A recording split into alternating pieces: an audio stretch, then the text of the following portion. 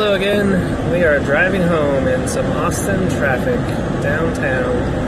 I'm going to put you outside. It's going to be really windy and ugly, so hopefully I can mute the audio. But I wanted to see how if the camera adjusts for exposure changes. It looks like it does.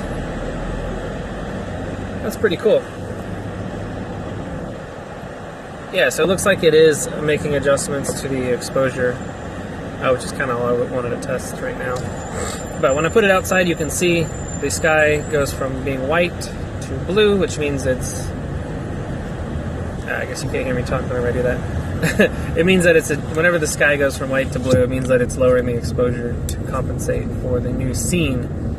That was one of my concerns, is whenever you start a video on this and then change to a new lighting environment, will the camera / recording, I guess it's the phone that's controlling it, but I don't know, maybe it's the camera. But will it adjust the exposure settings? It looks like it does. The adjustment on my screen looks a little choppy. I'll have to watch the review if it's a smooth transition or not. Either way, I guess it's not the end of the world, but it would be nice if it was obviously a smooth transition. But so yeah, this is my car. Pretty much live in here. You can look around. I've got some sleeping equipment. Got some car seats there in the back. Pretty awesome.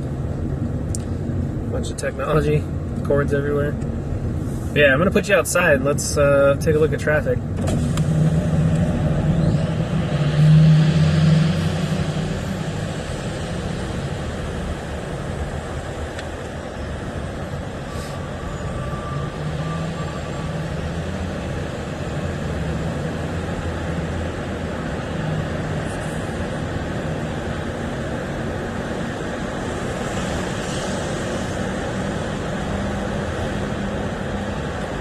Yeah, pretty wobbly. I don't have a proper selfie stick, but what I was saying earlier in my first video is I was able to stick the camera out the window without... My phone is literally on the dash of my car, safe and sound, even though I'm sticking the camera out the window.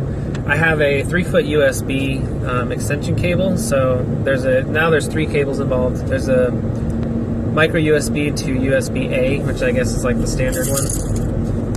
That is connected to my phone, and then I have just a USB-A to USB-A extension cable, which is just, again, the standard USB, the kind of flat looking thing. And then, of course, finally, the more metallic and sturdy USB-A to USB Type-C. So annoying to say, but hopefully you get the idea.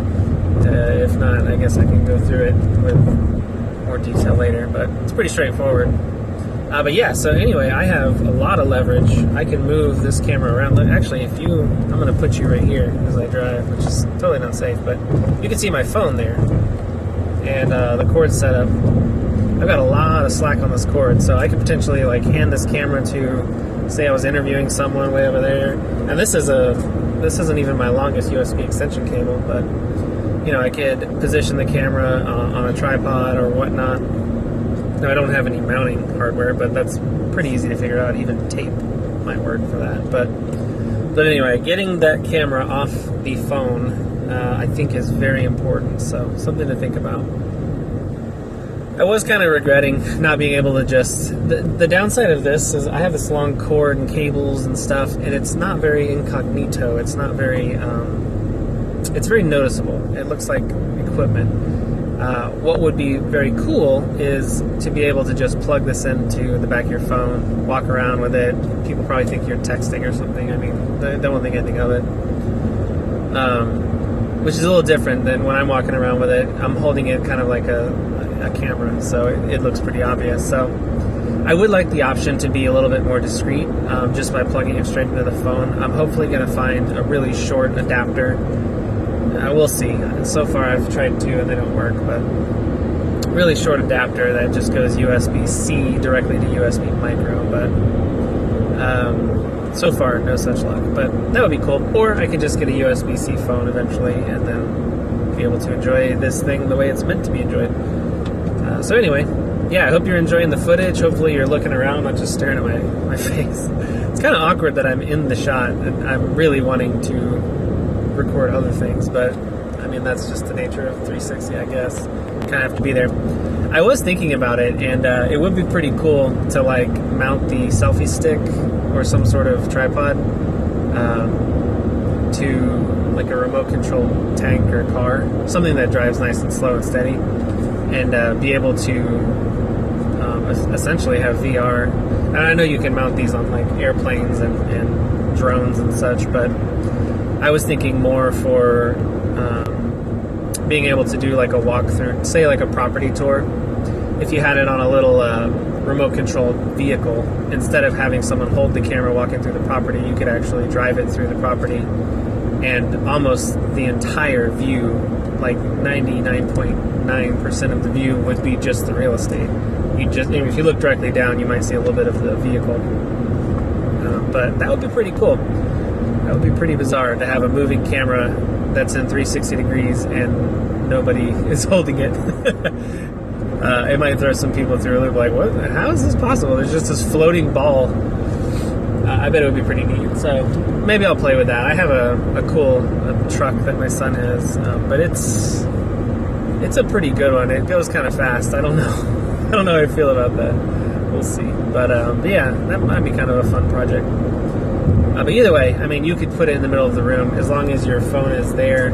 I believe there's, I haven't bought one yet, but I believe there's Bluetooth connected triggers for your phone. I don't know if that would work with this app to actually trigger the shutter and or record button, but that would be cool. So that way you could, say, set it up in the middle of the room or some sort of event, get it in a nice position with like a Gorilla Pod out of the way, and then, remotely start the recording. That would be very helpful, and stop it and take pictures and such. Definitely would be very helpful. So if that's not already a thing, I would anticipate that hopefully someone making it, because it seems really useful to me.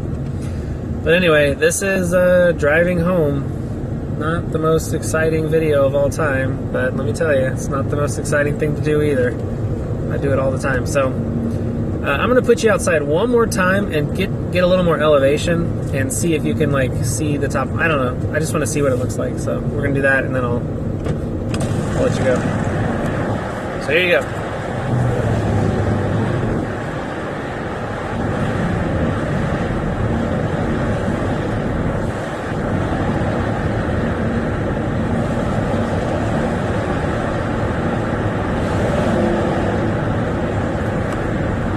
So how's that for a thing of beauty?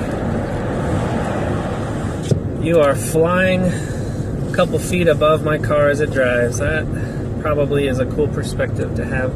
You know, the quality of that first video, I'm really hoping it's, maybe YouTube is still processing it, but it's real jaggedy and artifacty. So if that's the quality we're going to get from this, that's still fine. Like I said, it's more of a toy right now, but I know that the Gear 360 from Samsung is a much higher fidelity, and we'll see. Perhaps the difference is more significant than I imagined, but I know that with YouTube videos, when you first upload them, they don't render back at their highest resolution necessarily. It has to like process it at all different resolutions. So maybe I was watching a 720 version of it and the 1080 hasn't been rendered. I don't know.